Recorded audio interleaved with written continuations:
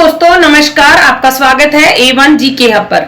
आज हम आपके लिए लेके आए हैं रीड स्पेशल सीरीज पार्ट 5। इससे पहले 4 पार्ट आपको करवा दिए गए हैं और हिस्ट्री से इंपॉर्टेंट क्वेश्चन हम आपके लिए लेके आए हैं। और आज की जो क्लास है हम शुरू करते हैं एक मोटिवेशन के बाद। सफलता कभी भी धन दौलत नहीं देखती, वो सिर्फ मेहनत देखती है। और जब सफलता मेहनत देखती है तो अपने को मेहनत करते जाना है और अपने लक्ष्य को प्राप्त करना है। तो इसी लक्ष्य की ओर बढ़ते हुए हमें आज की क्लास शुरू करते हैं। किस चीनी यात्री ने अपार शिव स्तुति की रचना की थी? अपार शिव स्तुति की रचना किसने की थी? ह्वेन-सांग ने। ये चीनी यात्री था और ये महात्मा बुद्ध की सोने चांदी और चंदन की लकड़ी से बनी मूर्तियां अपने साथ ले गया था। कौन ले? ऐसा भी क्वेश्चन आ जाता है कि महात्मा बुद्ध की सोने चांदी और चंदन की लकड़ी से बनी मूर्तियां अपने साथ कौन ले गया था? तो ह्वेन-सांग, जो कि एक बौद्ध यात्री है चीन से। क्वेश्चन नंबर 2, वराह रूप में विष्णु की मूर्ति एरन से प्राप्त हुई है, जो कहां स्थित है? मध्य प्रदेश में। क्वेश्चन नंबर 3, कार्ले की गुफाएं किस राज्य में स्थित है? महाराष्ट्र में। कार्ले की गुफाएं महाराष्ट्र में। क्वेश्चन नंबर 4, खड़े बुद्ध की पाषाण मूर्ति कहां से प्राप्त हुई है? मथुरा से। क्वेश्चन नंबर 5, गुप्त वंश का प्रसिद्ध वीणा वादक शासक कौन था?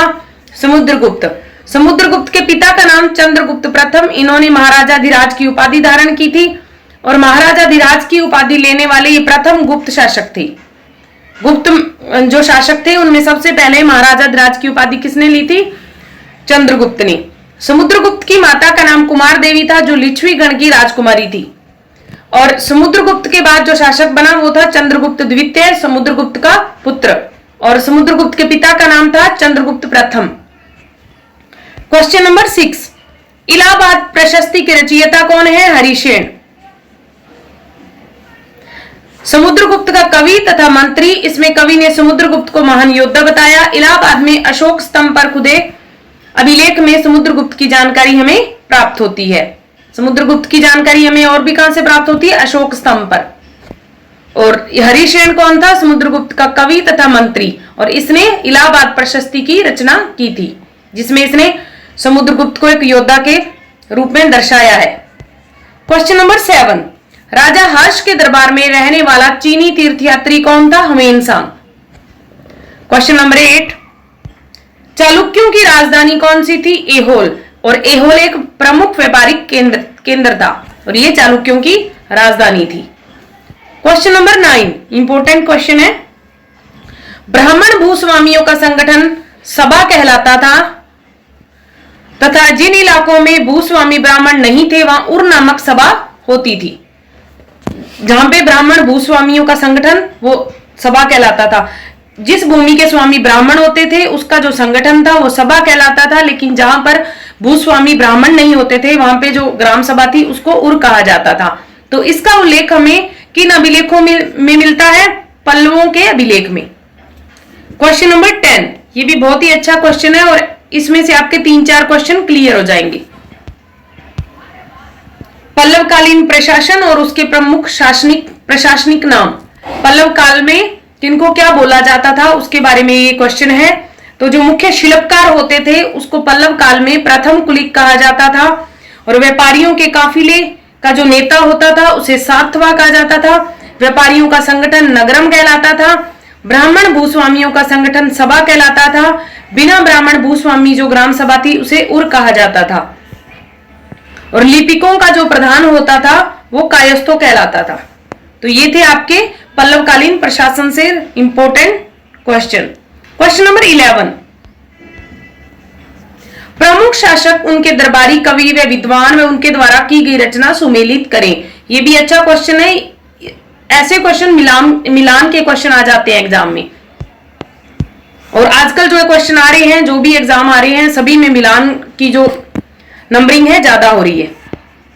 तो प्रमुख शासक, उनके दरबारी कवि व विद्वान, उनके द्वारा की गई रचना। यह आपका 11 नंबर क्वेश्चन।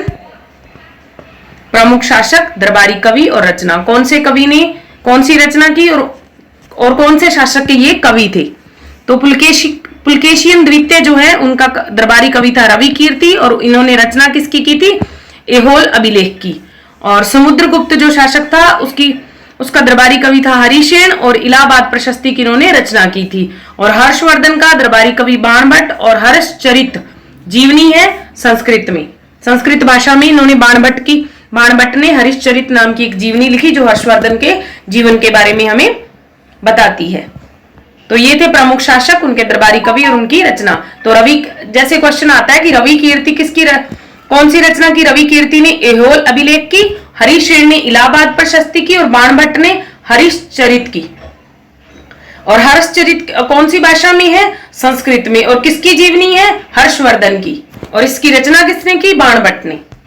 तो काफी अच्छा क्वेश्चन है।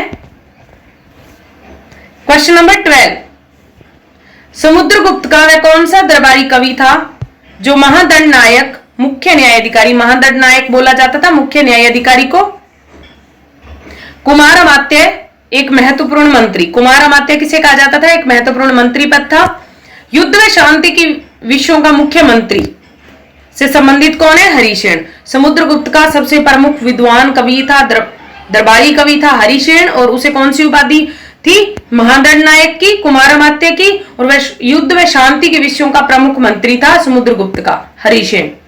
क्वेश्चन नंबर 13, पल्लव तथा चालुक्य भारत के किस क्षेत्र के महत्वपूर्ण राजवंश थे? दक्षिण भारत के।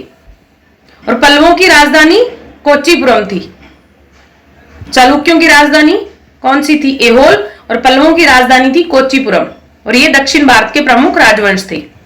क्वेश्चन नंबर 14, हिंदू धर्म से जुड़ी विष्णु, शिव, दुर्गा या पार्वती जैसी देवी देवताओं की कहानियां किसमें लिखी गई हैं? पुराणों में। और पुराणों का शाब्दिक अर्थ है प्राचीन। और इसमें जो पुराणों में जो श्लोक हैं वो ज्यादातर संस्कृत भाषा में लिखे गए हैं।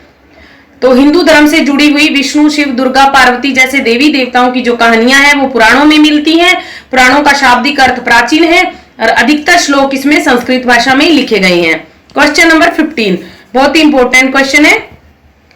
तमिल महाकाव्य मणिमेखलई के रचयिता कौन है? सतनार। और ये कब लिखा गया था? लगभग 1400 साल पहले लिखा गया।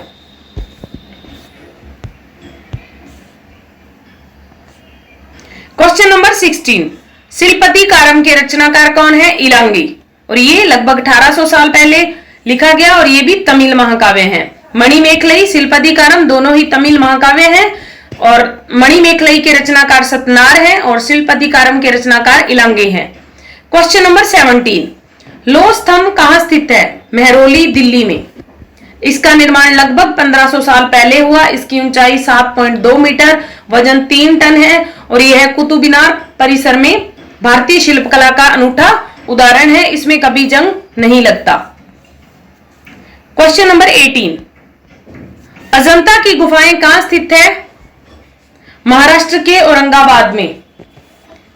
लगभग 1500 साल पहले निर्माण हुआ और ये बौद्ध धर्म से संबंधित है। अजंता की गुफाएं कहां स्थित है? महाराष्ट्र के औरंगाबाद में। और इनका निर्माण कब हुआ? लगभग 1500 साल पहले। और ये किससे संबंधित है? बौद्ध धर्म से। क्वेश्चन नंबर 19, सांची का स्तूप कहां पर है? मध्य प्रदेश में। स्तूप का शाब्दिक अर्थ क्या होता है? टीला। सांची का स्तूप मध्य प्रदेश में, अजंता की गुफाएं महाराष्ट्र के औरंगाबाद में। Question number 20, very important question, ये पीछे एग्जामों में पूछा भी गया है। एकाश्मिक मंदिर कहां स्थित है? महाबलीपुरम में। एकाश्मिक जो मंदिर है वो कहां पे स्थित है? महाबलीपुरम में। और एकाश्मिक मंदिर से क्या तात्पर्य है या किसे एकाश्मिक मंदिर कहा जाता है? तो ये है वह मंदिर जो विशाल पहाड़ी को तराशकर बनाया गया हो उसे एकाश्मिक मंदिर कहा जाता है। तो ये थे आपके 20 क्वेश्चन हिस्ट्री पार्ट से रीड के लिए स्पेशल वेरी इंपॉर्टेंट क्वेश्चन। अगर आपको ये वीडियो पसंद आया हो तो लाइक, शेयर, सब्सक्राइब जरूर करें। धन्यवाद। Best of luck for your exam. मिलते हैं नेक्स्ट वीडियो में।